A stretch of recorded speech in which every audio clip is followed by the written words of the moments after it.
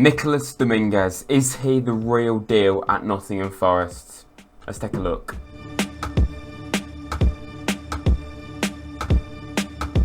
Now, I am aware that this is just 2 games worth of footage. It is early days in his Nottingham Forest career. He could have played 2 absolute belting games and he's going to dip now.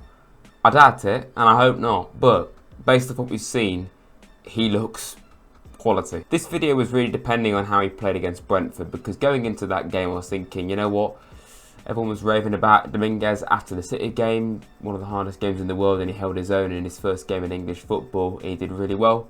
I was really curious to see him live and I was thinking, I actually want to really watch him specifically as much as I can. Dominguez, I didn't even need to look out for him, because wherever I looked, he was there, or at least he made me notice him frequently.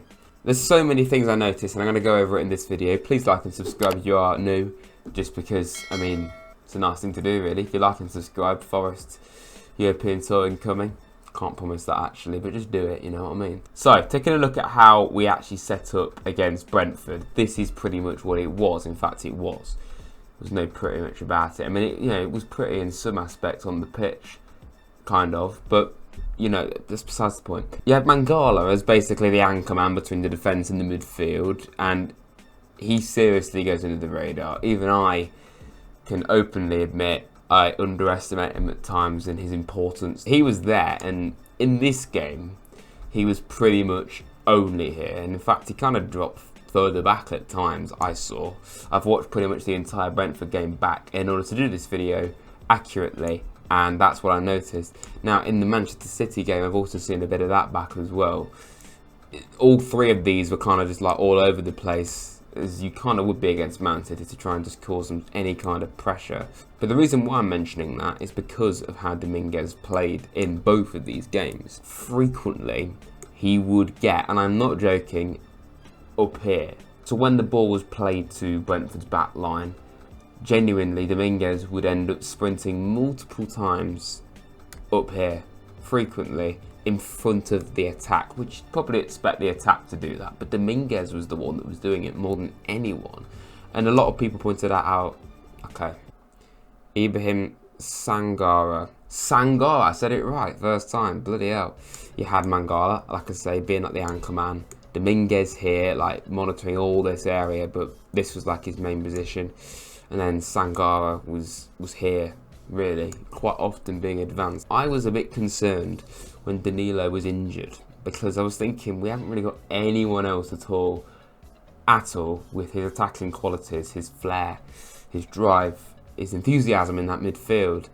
And I was thinking, who's going to replace it? So in no way at all am I comparing Dominguez and Danilo. I think they're very, very different players altogether.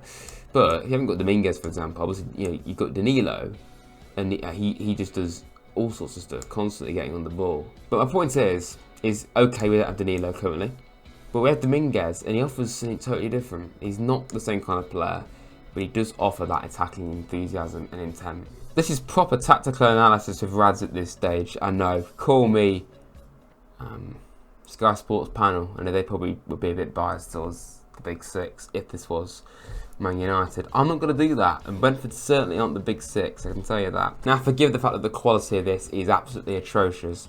Don't quite know why that's the case, but it's the point of what I'm making is more important. So, from what I can tell, where the cursor is, this is Sangare, and this is Mangala. This is Taiwo, I think, and that's Calamansanador. In fact, it is. Dominguez is here. He's not an attacker, but he's there. Watch what he does now. He is busting a gut, kind of, and he's properly pressing that back line. Yeah, he didn't win the ball, but still putting her under pressure, and that's something I think Forest have lacked a lot down the years, or recent times anyway, to say that. But Dominguez was by far the most advanced player there. He didn't actually need to do that. Another example of it here, again, you got Sangare here, Ailanga, Calamansanador, Taiwo's over here. But it's Dominguez that's doing the pressing. You know what I mean? Again, Sangare, Mangala, Dominguez. He's pretty much playing as a centre forward there. So that's what I'm talking about, his pressing. I just find fascinating. But I really feel his long balls and his movement on the ball is so vital. it can be really important, because there's not been many Forest players for quite some time that's been able to do that from the midfield, distributing long balls accurately. The last person I can think of is Jimmy Garner. James Garner frequently was doing that, finding players way away from where he was. And Dominguez didn't do that in this game. He didn't like spray one to the other side of the pitch, but he was playing them through balls. That's probably what it is more. An example here, he collected the ball under pressure, turned, as you saw, but then he tries to find Callum Hudson-Odoi. Another example here, again, yeah, he could have easily just passed it to Sangare there. I said it wrong. I was doing so well. He could have passed it to Sangare there. Like, that would have been the easy option. But he chose, even though it was a bit of a risk, to play the ball forward. Hudson-Odoi, I don't think he particularly gets too far with this, but he still found an attacker, and that's what we want to see. Now, this is what made me make this video about Nicolas Dominguez. When I saw this live, I actually said to myself, that's unbelievable. He's unbelievable. And this is quite a basic thing, right? But after all of what I've just showed you and just a lot more beside, I just thought he really is that crucial to how we're playing right now. I just love that. Just booted it out of play. Absolutely no messing about. And this is why I was comparing him to Danilo. But he reminds me of Yates in ways. Now, I can't really remember Yates doing that, if I'm honest. But that no-nonsense attitude, that's exactly what Yates has. That no-nonsense attitude, getting stuck in. This clip as well. Doesn't care that he's literally on to ground, seemingly quite, abruptly. That's exactly what Ryan does. And I think Ryan is crucial to us still. I still want him to play loads of games. He's still one of my favourite players, and I'll still continue to back Yates. But I hate to say it, his place is under threat because of how good these three are together. Looking particularly at Dominguez, he is very similar in ways to Yates. He's like a more elaborate version of him. I've seen other people say that about him too. You've got this, his aerial ability. I was right in front of that, and that went straight to Serge.